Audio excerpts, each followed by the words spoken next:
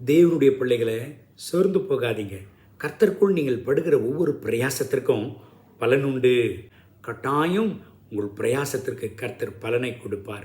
1 கொரிந்தியர் 15:58 ஒரே ஒரு வரியை வாசித்து இந்த நாளுக்காக நாம் ஜெபிப்போம். கர்த்தருக்குள் நீங்கள் படுகிற பிரயாசம் விருதவாயிராது என்று அறிந்து. உங்கள் வாழ்க்கையில் ஒருவேளை நீங்கள் சோர்ந்து போய் இருக்கலாம். என் பிரயாசத்திற்கு ஒரு பலனும் இதுவரைக்கும் இல்லையே என்று. சில நேரங்கள் உங்கள் முயற்சிகள் யாருக்கும் தெரியாமல் போகலாம்.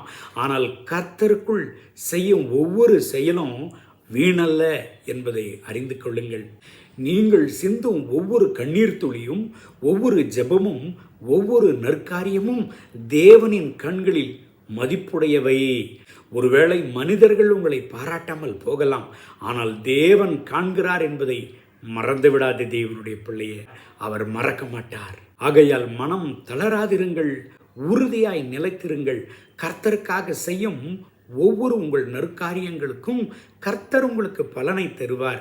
இன்று நீங்கள் விதைப்பது நாளை ஆசீர்வாதமாக உங்களுக்கு முளைக்கும். நம்பிக்கையுடன் முன்னேறுங்கள். உங்கள் பிரயாசம் விருதாவதில்லை.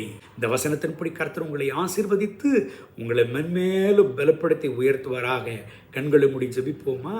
அன்பின் ஆண்டவரே, இந்த கால வேளையில் என்னோடு சேர்ந்து ஜெபித்து கொண்டிருக்கிற என் அன்பு தேவனுடைய பிள்ளைகளுக்காக ஜெபிக்கிறேன்.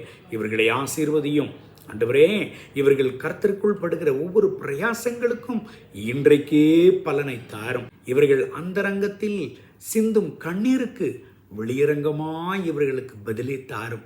இவர்கள் துக்கமெல்லாம் சந்தோஷமாக மாறட்டும். மகிமை கனம் துதி உமக்கே, இயேசுவின் நாமத்தில் பிதாவே.